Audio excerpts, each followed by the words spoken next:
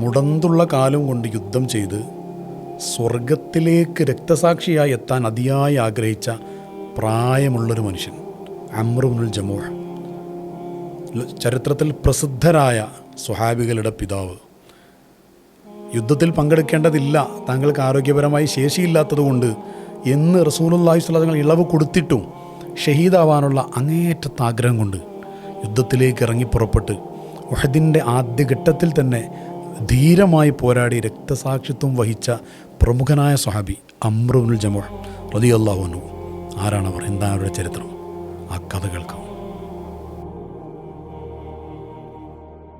ജാഹിലിയ കാലഘട്ടത്തിൽ യസ്രിബിൽ ജീവിച്ചിരുന്ന പൗരപ്രമുഖനായിരുന്നു അംർ ഇബ്നുൽ ജമൂഹ് എന്നിവർ.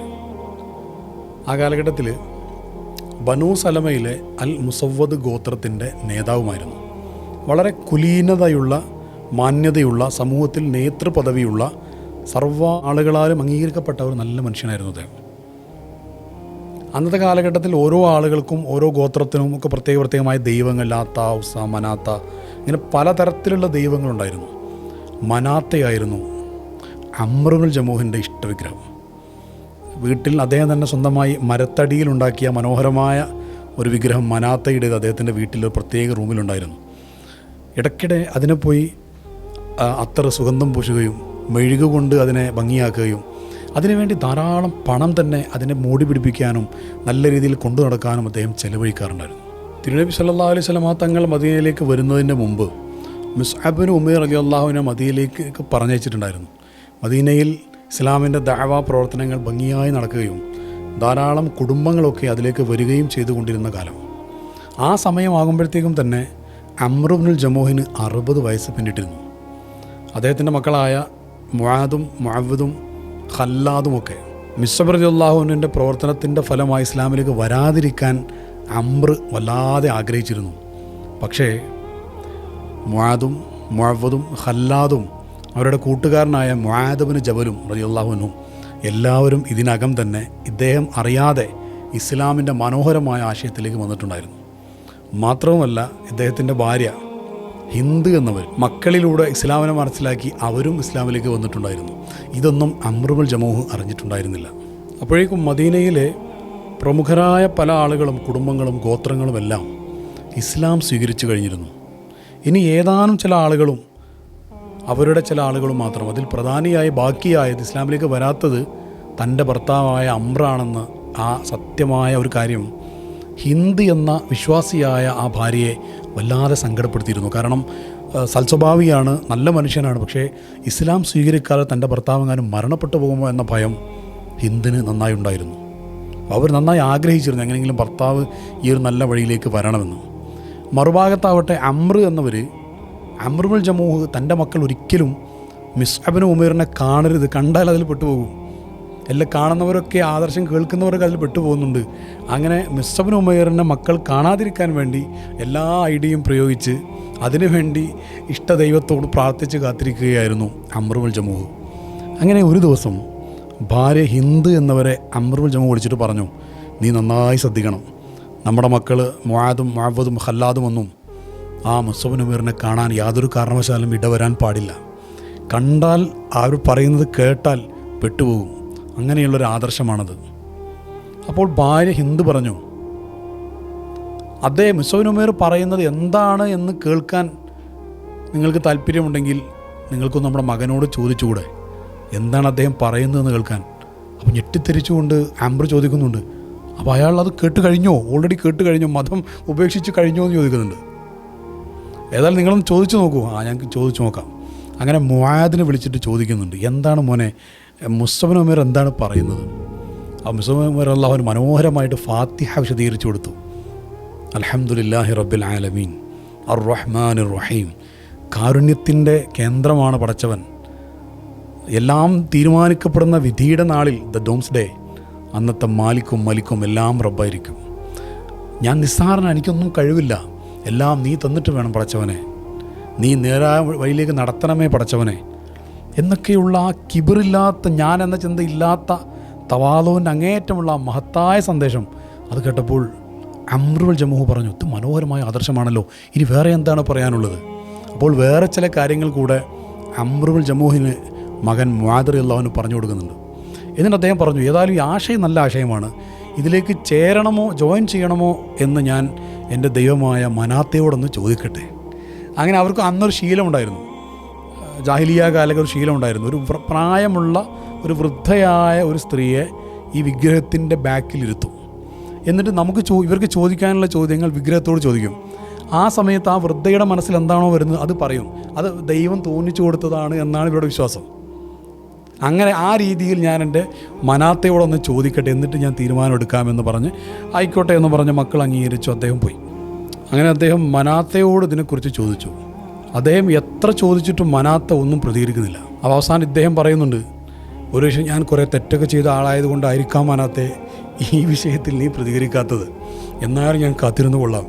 നീ കോപിക്കുന്നൊന്നും ഞാൻ ചെയ്തിട്ടില്ലല്ലോ.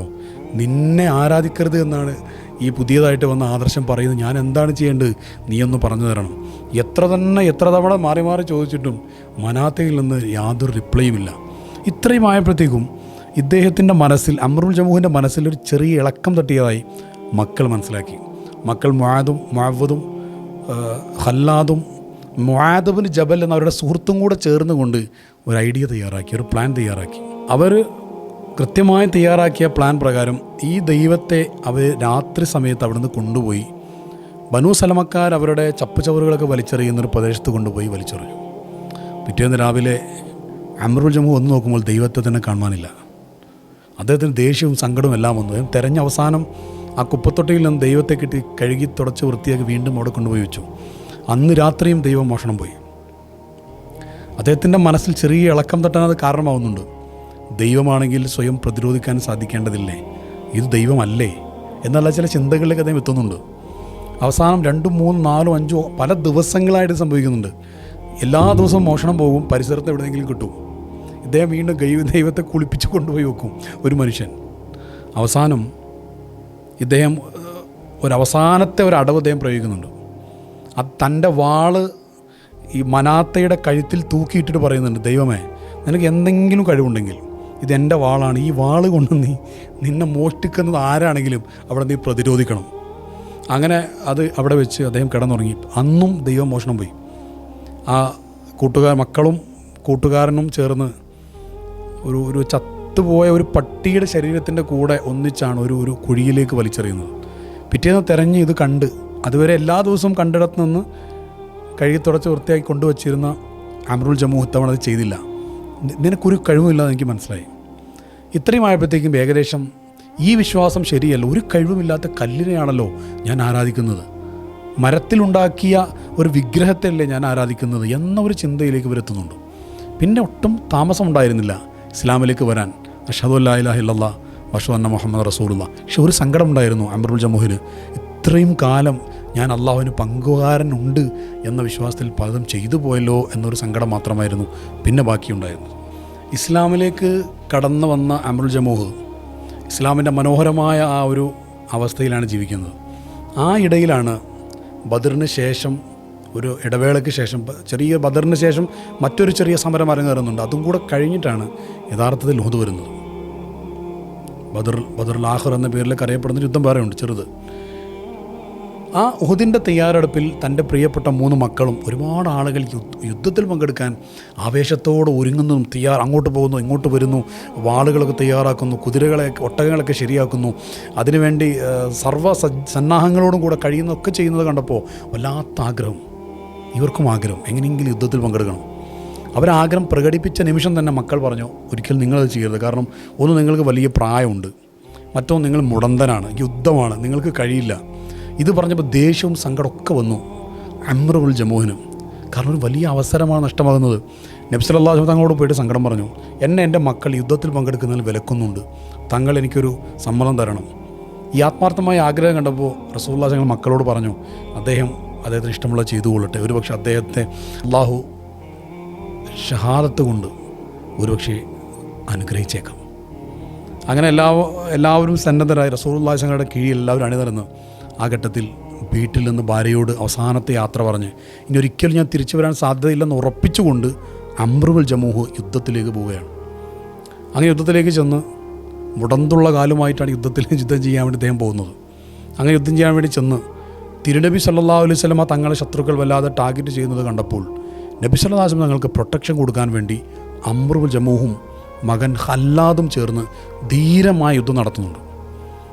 മുടന്തില്ലാത്ത കാലിൽ ഊന്നി ഒരു വടിയുടെയൊക്കെ സഹായത്തോടു കൂടെയൊക്കെയാണ് യുദ്ധം ചെയ്യുന്നത്. നന്നായിട്ട് ഉദിൻ്റെ രണാങ്കണത്തിൽ വളരെ നല്ല രീതിയിൽ സമരം നടത്തി അവസാനം അംർ ബിൻ ജമൂഹും മകൻ ഖല്ലാദും ഒന്നിച്ച് ഏകദേശം അടുത്തടുത്ത സമയത്താണ് ഉഹദിൽ രക്തസാക്ഷിത്വം വഹിക്കുന്നത്. ഈ യുദ്ധം കൊടുമ്പിരി കൊണ്ടിരിക്കുന്ന സമയത്ത് നബി സല്ലല്ലാഹു അലൈഹി വസല്ലം തങ്ങളിലേക്ക് ശത്രുക്കൾ വരുന്നത് തടയാൻ വേണ്ടി ധീരോജ്വലം പോരാടുന്ന സമയത്തും എനിക്ക് സ്വർഗം ഞാൻ സ്വർഗം ആഗ്രഹിക്കുന്നു എന്ന് ഉരുവിട്ടുകൊണ്ടായിരുന്നു അംർ ബിൻ ജമൂഹ് ആ യുദ്ധത്തിൽ കഴിയുന്ന രീതിയിലുള്ള വലിയ യുദ്ധം നടത്തിക്കൊണ്ടിരുന്നത്. അങ്ങനെ യുദ്ധത്തിൻ്റെ അവസാനം ഷഹീദായ മുസ്ലിമുകളായ ആളുകളെ ഖബറടക്കുന്നതിൻ്റെ ആ ഘട്ടത്തിൽ തിരുനബി സല്ലല്ലാഹു അലൈഹി വസല്ലം തങ്ങൾ പറഞ്ഞു, ഈ ഷഹീദായ ഓരോ ആളും രക്തമൊലിക്കുന്ന അതേ രീതിയിലായിരിക്കും നാളെ മഹ്ശറിൽ വരിക. അവർക്ക് ഞാൻ സാക്ഷി നിൽക്കുന്നതായിരിക്കും. അവരുടെ രക്തത്തിൻ്റെ അവിടെയുള്ള നിറം കർപ്പൂരത്തിൻ്റെ നിറമായിരിക്കും. അതിൻ്റെ സുഗന്ധം കസ്തൂരിയുടേതായിരിക്കും.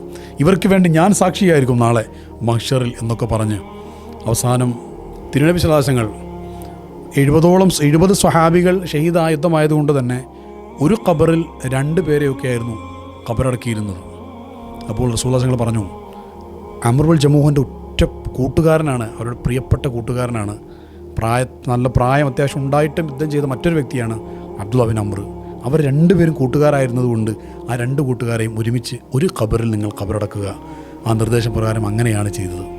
അല്ലാഹു സുബ്ഹാനഹു വ തആല അവരുടെ ഒരു ബറക്കത്ത് കൊണ്ട് അവരുടെ ആ ഒരു ഈമാനിൻ്റെ ചെറിയ അംശമെങ്കിലും നമുക്ക് തന്ന് നമ്മളെ അനുഗ്രഹിക്കുമാറാവട്ടെ. ആമീൻ യാ റബ്ബൽ ആലമീൻ.